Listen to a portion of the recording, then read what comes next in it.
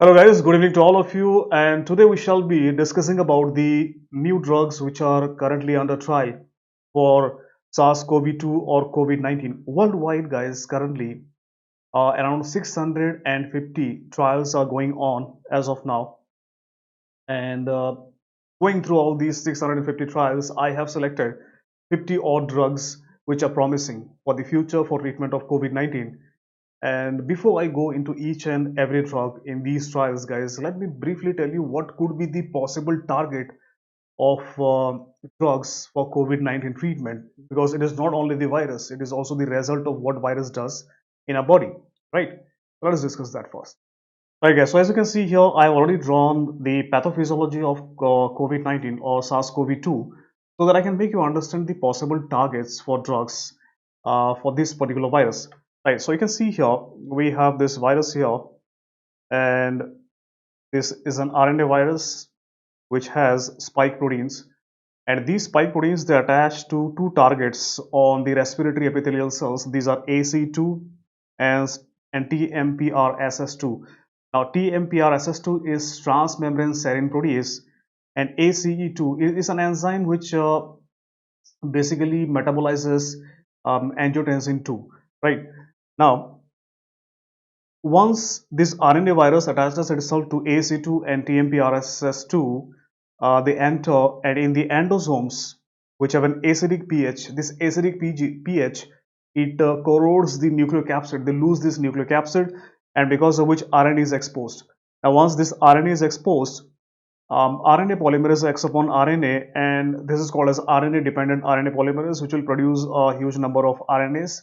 Plus, the virus will also produce a huge number of its spike proteins and different other proteins as well, right? So I'm focusing only on spike protein here because it has more pathological role. After that, what happens is called as assembly.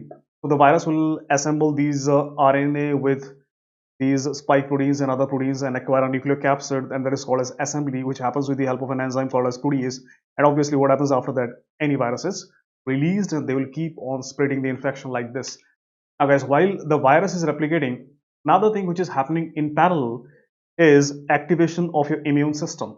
Now your immune system, it tries to protect your body, so it has a protective role, right? And this immune system, when activated, it produces cytokines like TNF alpha, interleukin 1, 6, as well as interferons. So they do have an action against the virus, specifically interferons, right? But in some patients, an exaggerated response of the immune system produces something that is called as cytokine storm. So a huge amount of cytokines, when produced, what they do in your lungs is they increase permeability of the capillaries, because of which the alveoli, they are flooded with plasma, and that results in difficulty breathing. And the condition which results because of that is called as ARDS, acute respiratory distress syndrome. As a result of this inflammation in the lungs, there can be pulmonary fibrosis as well. So, by telling you all of this, what I intend to do is I intend to tell you what could be the possible target for the virus in this particular COVID-19 disease. Right, so let us see, guys. So, from the beginning, if I talk about what can I target in the virus per se, number one, guys, I can block entry of the virus, and I can block entry of the virus by giving drugs which are blockers of TMPRSS2, transmembrane serine protease, and these are camostat mesylate as well as bromhexin. So both these drugs, they can inhibit, and they're promising for treatment of COVID-19. Now, if I talk about ARB or angiotensin receptor blockers like losartan, valsartan, they are also under trial.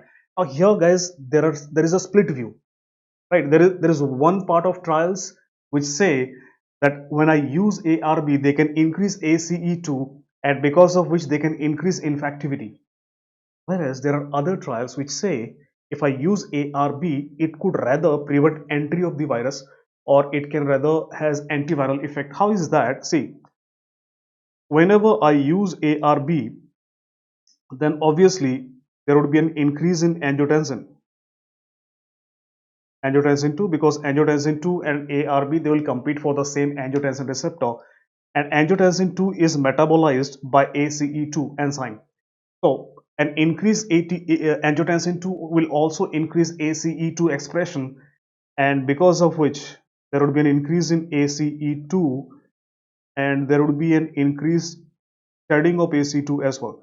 means more ACE2 would be shedded out of your cells and they would be floating around in your plasma. And now this ACE2 can act as a decoy for the virus. So in your plasma, they will bind, the virus will begin to bind to this ACE2 and would be removed from your body. So this is how it has been postulated that probably ARB's use can have beneficial effect. So most of the trials which I came across, they hypothesize that ARBs or ACE inhibitors, they will not worsen, rather they will prevent or they will have a beneficial effect on the coronavirus. So I'll talk about these drugs as well, right? Second, what you can see here is that SCQ, hydroxychloroquine, it primarily acts upon the endosomes where the pH is acidic. Hydroxychloroquine being a basic drug, it converts this acidic pH into basic, and because of which the virus cannot lose its nucleocapsid. Apart from that, hydroxychloroquine also increases availability of zinc inside these endosomes. And how zinc is helpful, so guys, zinc here you can see what I can do is I can target RNA polymerase. So zinc blocks RNA polymerase, plus we have some specific antiviral drugs which can block this RNA dependent RNA polymerase, and these are drugs like remdesivir, galidesivir, favipiravir, and obviously zinc. So zinc, in many trials I've seen, zinc is used as a supplement to other drugs, right, to increase the efficacy of those drugs. And how does zinc act? By blocking RNA polymerase. Lopinavir, ritonavir, guys, it is also under multiple trials throughout the world, and it blocks assembly of the virus by blocking protease. But the biggest problem with what I came across with the protease inhibitors is tolerability, right? So that there is high risk of intolerance, and because of which patients might just stop taking these drugs. Finally, what happens is when the virus is released, it activates our immune system. And here you can see, guys, as I said, immune system can have a protective role as well. So because of this protective role, what I can do, I can give drugs which stimulate the immune system against the virus, and these are immunostimulants like sargamostim as well as levamisole. But if a patient is at high risk of cytokine storm, or if the patient has developed cytokine storm, what I can do is I can block the cytokines at least by blocking the cytokines like interleukin 6, interleukin 1. I can block JAK, and JAK, if I block JAK receptors, then they decrease synthesis of cytokines. Plus, there are multiple drugs like thalidomide, cyclosporine, etc., which I'll be discussing in a short while. So here, I can either stimulate the immune system against the virus, or I can block the immune system, that is to treat cytokine storm. But then I can also directly target ARDS by giving drugs like sildenafil, bevacizumab, defibrotide, spironolactone. How they are effective, I'll be discussing in a short while.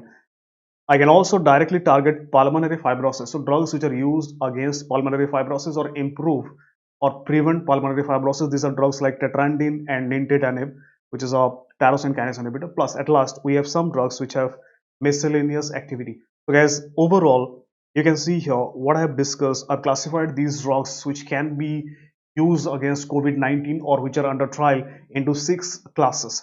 Drugs acting on the virus, drugs blocking the immune system, drugs stimulating the immune system, drugs acting on ARDS, drugs acting on pulmonary fibrosis, and miscellaneous drugs. Now guys, what I'll do is one by one I'll discuss little bit, right, in about these drugs which are used in these. Right guys, so as I said, we have these mechanisms which we are targeting here: interaction with the virus or inhibition of immune system, activation of immune system, target ARDS, pulmonary fibrosis, or miscellaneous. So we'll discuss these one by one. First of all, let me begin with which are the drugs on the trial which interact with the virus directly, right? So these are, as I discussed, camostrate, mesylate, and bromohexine, guys. Now these drugs are under trial for treatment of patients who are diagnosed cases of COVID pneumonia, right? And these drugs, they act by blocking transmembrane serine protease, and thus they block viral entry. So this is something which I've already discussed in the diagram, right? ARBs, losartan, valsartan, these are two drugs which are under trial throughout the world. There are multiple trials, right, for these drugs in different countries, and these are specifically, guys, under trial for patients who are diagnosed with COVID-19 and they are having respiratory failure, and they are giving these ARBs to increase ACE2. And ACE2, as I said, it could increase infectivity. That is one hypothesis, but another hypothesis is there could be an increased shedding of ACE2 that can act as decoy, and decrease the infectivity, rather decrease the burden of virus on the respiratory system. Now, this is the reason why there is another trial going on, that is with recombinant ACE2. So recombinant ACE2 is also given to patients, and this is another set of trial going on, 2 to 3 trials I came across with recombinant ACE2, right guys? So this can also be used. RNA polymerase inhibitors, guys, discuss, we have 3 drugs and 1 mineral here, that is remdesivir. Now remdesivir, guys, remdesivir is a drug that is approved for Ebola, right, which also blocks RNA polymerase, and it has been seen that it has activity against coronavirus. Galidesivir is a drug which is currently under trial, and it was developed for multiple viruses, so it can block a lot of RNA viruses like the Zika virus, coronavirus, Marburg, Ebola, etc. So these are the viruses which can are a threat to national security. For these, galidesivir is currently under trial, so they have increased the spectrum to COVID-19 as well for this drug. And favipiravir, guys, it is a drug that is approved in Japan for treatment of influenza, which also blocks RNA polymerase. So this can possibly be effective in coronavirus as well. So trials are underway. And zinc, as I said, also blocks RNA polymerase. So in multiple trials where multiple drugs are being used, 2 to 3 drugs, so they do also use zinc along with those drugs to act as a cofactor, right, to help the activity. Hydroxychloroquine, guys, if you remember, I had made a video specifically on hydroxychloroquine in detail about its mechanism of action, dosage, etc. So I came across around 15 to 20 trials regarding hydroxychloroquine, and its mechanism is, as I've discussed, it acts with the endosome, mediated viral entry, viral application, as well as immune system. So it has multiple actions, guys, and the multiple trials are regarding pre-exposure and post-exposure prophylaxis, as well as on the patients, means who have already developed the disease. So could they possibly give us some effect? Now today itself, I was going through another trial which showed paradoxically that use of hydroxychloroquine is associated with worsening of the patients and increased mortality. So you guys, you'll be having different trials and they could have contradictory results, because whatever we are doing in coronavirus as of now, it is based upon a simple principle, that is something is better than nothing. Otherwise, to get scientific statistically significant data scientifically that can be justified, we need a lot of time, which we don't have as of now. So we are moving ahead with whatever we have, whatever we could employ for treatment of COVID-19, and one of them is hydroxychloroquine, right? Mefloquine is another antiviral drug. So guys, I'll tell you, I came across another trial, and in that trial, each and every anti-malarial drug, be it hydroxychloroquine, chloroquine, quinine, atovaquone, proguanil, artemisinin group of drugs, all of them, they have antiviral effect, even mefloquine. And there had been multiple trials on HIV, hepatitis C virus, and dengue virus, and all of the viruses, right? So mefloquine, guys, in those trials, it has been seen that it has some activity against Zika virus and dengue virus, and that is why there is one trial, only one trial I came across, where they are comparing mefloquine with respect to hydroxychloroquine in the patients. So they made 2 groups, and they're comparing how patients will fare as compared to hydroxychloroquine. Meplazumab, guys, currently it is an anti-malarial drug under trial. It has not yet been approved by FDA, and this is a drug specifically against Plasmodium falciparum, which acts by blocking CD147. Now, this CD147 also has some role in entry of virus, and that is how this meplazumab is hypothesized to block viral entry, and that is why currently they have extended the trial of meplazumab from malaria to COVID-19 as well, specifically in patients having pneumonia. So this is another anti-malarial which could possibly be useful in COVID-19, right?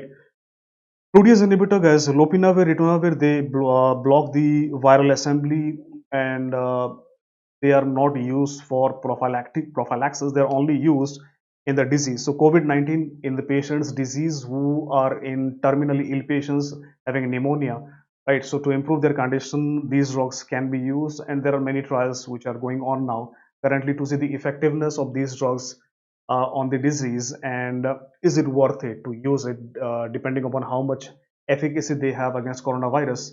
So as compared to the side effects, is it worth to use these drugs? We'll know after a few days after these trials they conclude, right? Nitazoxamide, guys, you might have read about this drug, or I have told you multiple times in my classes, nitazoxanide is hell of a wide spectrum drug. So it's primarily nitazoxanide. It is an anti-protozoal drug, right? But it has anti-helminthic effect as well. It has antibacterial effect. It has antiviral effect. So it's a very wide spectrum drug. And because of that antiviral effect, currently, guys, it is under trial for pre-exposure prophylaxis. If this drug becomes effective, it could be a boon for the front runners who are fighting the COVID-19, the doctors, police people, and healthcare workers like nurses, etc. As of now, the dose at which they are trying is for 6 weeks, giving it a dose of 300 milligrams BD.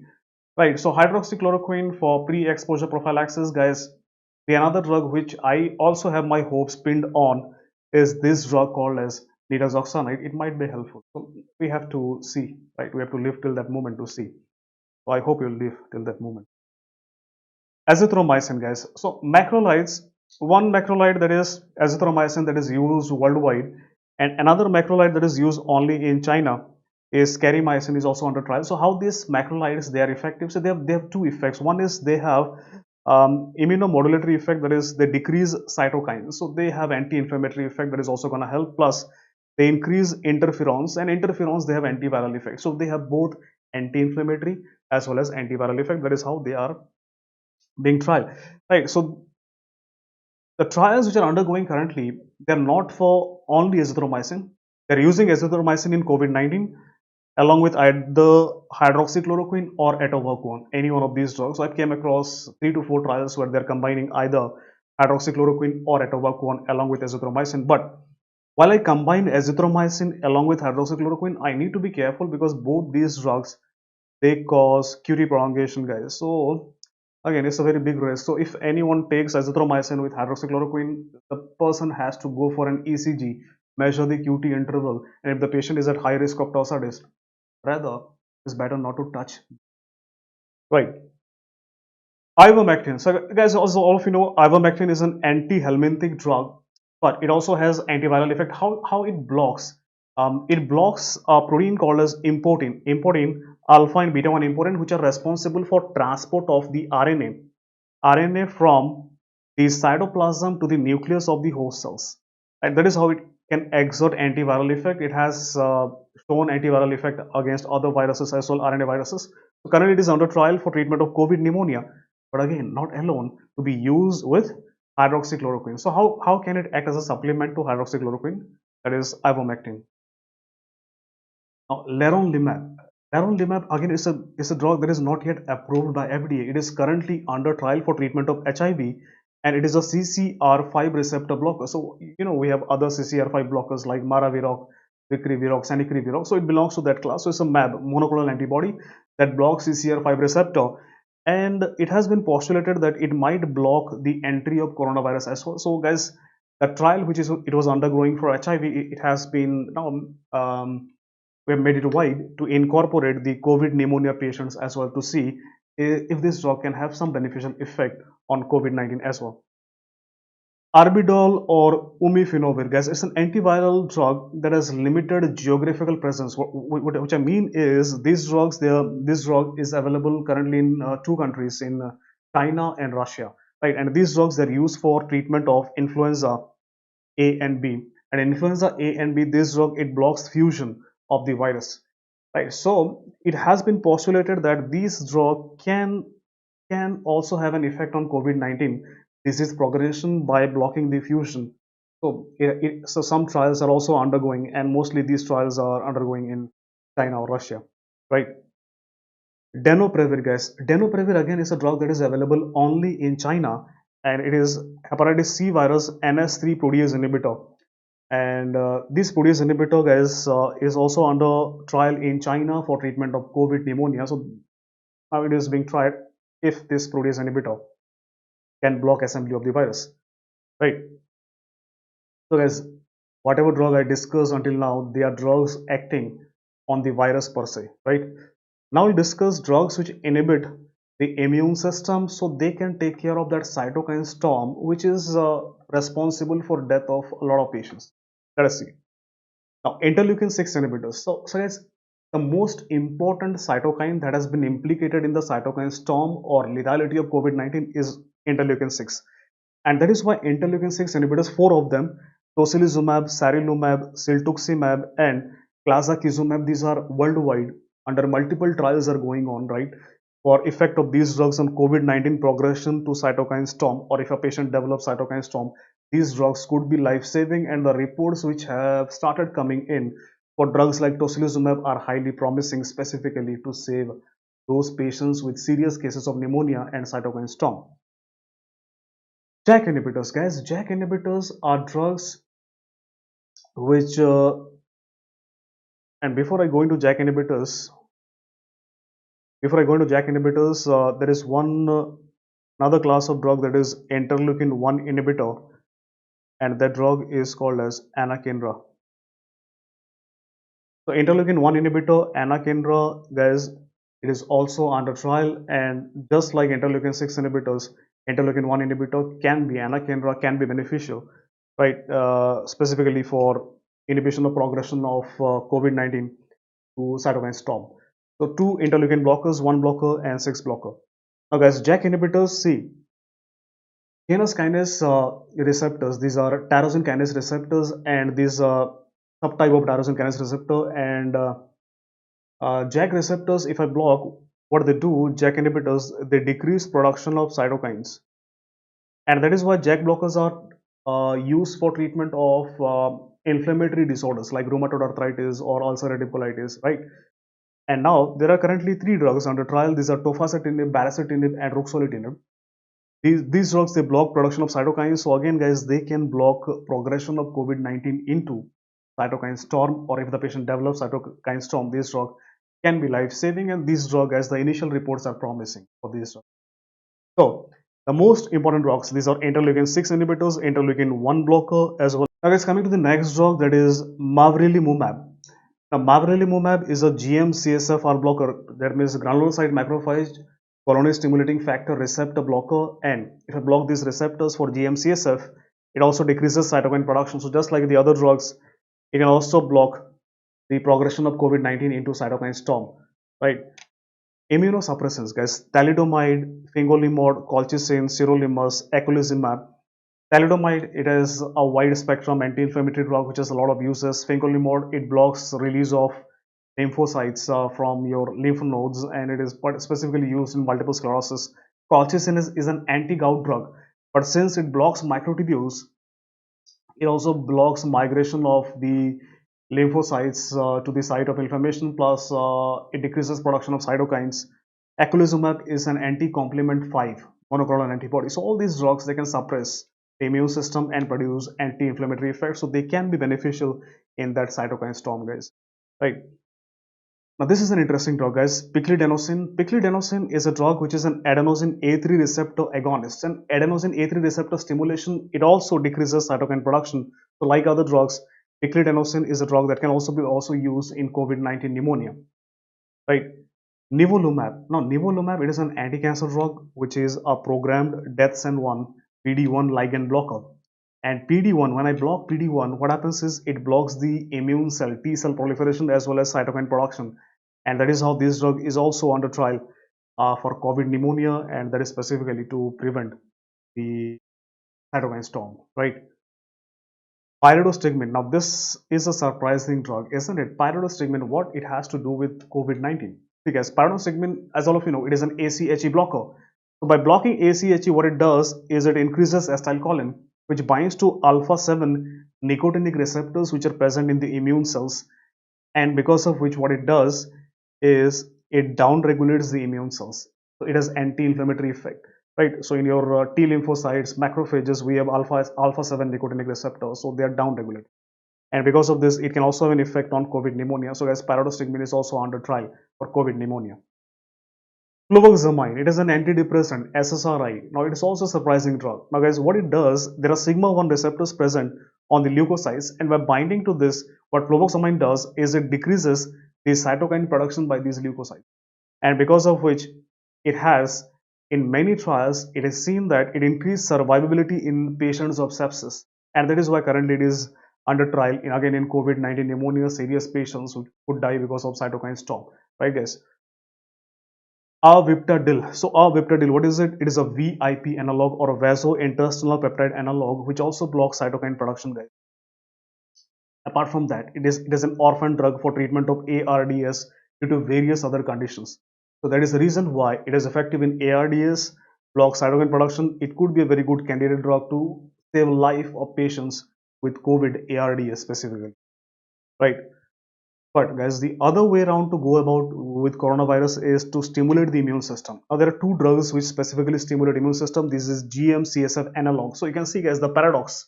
We have GM-CSF receptor blocker that can downregulate immune system. We have GM-CSF analog that can uplift the immune system. Now, so this is given to improve the antiviral immunity, and thus it is used to check the effect on COVID, ARDS, and respiratory failure. Right, guys? So paradoxical trials are going on throughout the world, so everybody is trying to do at least something, guys, for the patient. Levamisole, guys, is a systemic immunostimulant. Is a systemic immunostimulant, but it is given along with local anti-inflammatory drug, that is budesonide, plus a bronchodilator, that is formoterol. So what is this trial trying here is to give us a systemic immunostimulation to get rid of virus, but local anti-inflammatory effect to get rid of that cytokine storm locally, right guys? This is how, I mean, this is a trial which is also interesting one, combining a systemic immunostimulant with a local anti-inflammatory and a bronchodilator. Now we have some drugs which directly target ARDS, and one of them is sildenafil. Now you might be thinking as how sildenafil is going to help here. Now sildenafil, as all of you know, is a vasodilator, and in your pulmonary circulation it can dilate the small, very small blood vessels and improve oxygenation, and that is why it is specifically under trial for ARDS patients who are having difficulty in breathing, right? Bevacizumab, now again guys, is a monoclonal antibody which blocks VEGF, vascular endothelial growth factor. What is the role of VEGF in ARDS? See guys, in ARDS VEGF is increased, and which increases vascular permeability, and that causes pulmonary edema and ARDS. So again, it is under trial for COVID ARDS, bevacizumab. Dapivirotide. Guys, dapivirotide is an oligonucleotide which has anti-inflammatory as well as anti-thrombotic effect, and it is also a promising drug for COVID ARDS, and that is again because of its anti-inflammatory and anti-thrombotic effect, right? Okay, so we can also target, the next target is pulmonary fibrosis. Because I can target pulmonary fibrosis by giving drugs like tetraandin. Now, tetraandin is a drug which blocks calmodulin, and it leads to block in proliferation of fibroblasts, which are responsible for fibrosis in the lungs, right?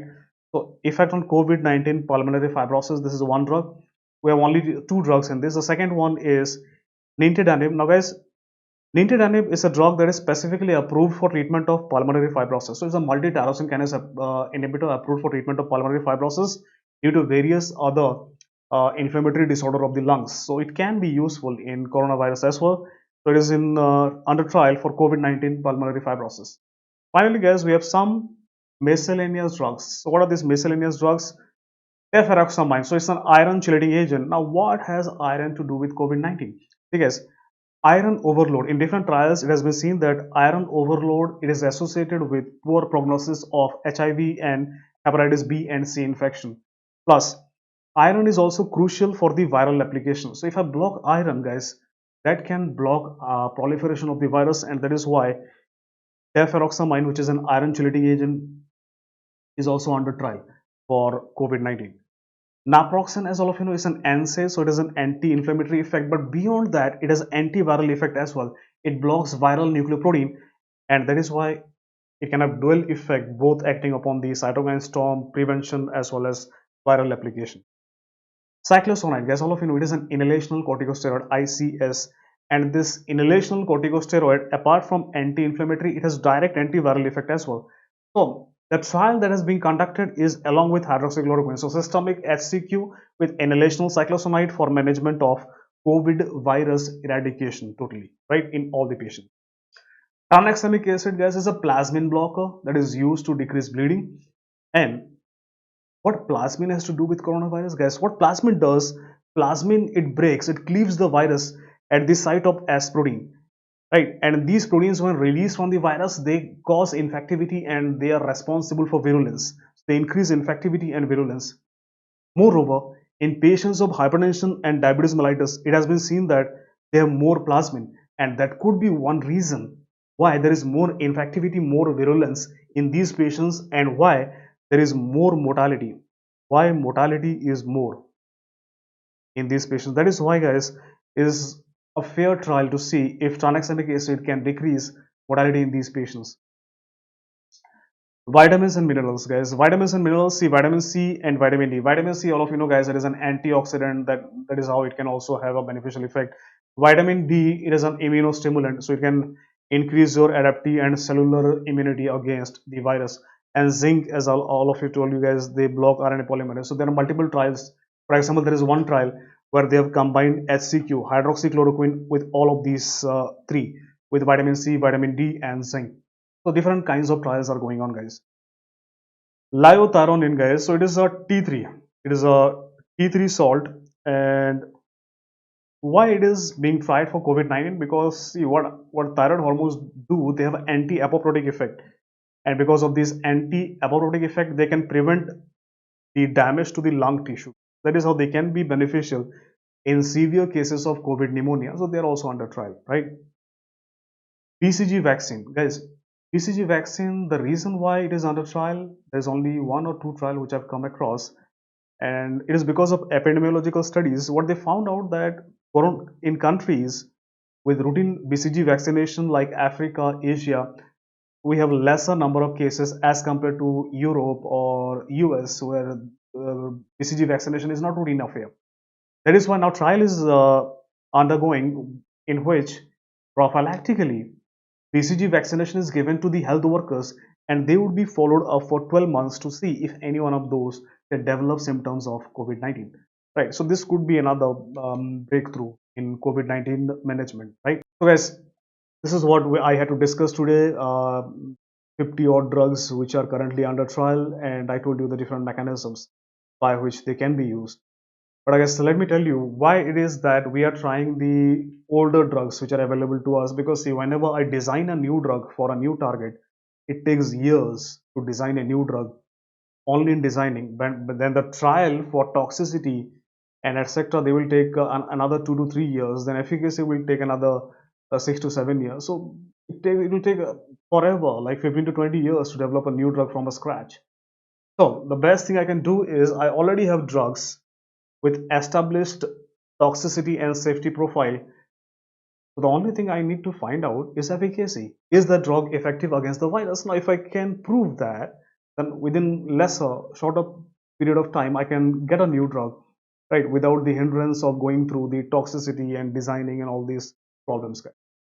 Right, guys. So before I end this video, guys, I would like to salute all you doctors who are working on the front line, forefront, dealing with this, all the nurses, paramedical staff, the police personnel, the sweepers, and other personnel who were the front runner or fighter in this particular menace in the world, right? And as far as I'm concerned, I'm a doctor, but as all of you know, guys, I'm a pharmacologist. I don't treat patients, I teach. So I thought I could do at least this much and lighten your clinical mind with the what's happening in the level of clinical trials, guys. So this is all what I could do to help you guys. So I wish all of you all the best to fight this pandemic, guys, and hopefully we'll get through it. The only thing we need to do is be positive and do what we know. Thank you, guys. Take care. Bye bye.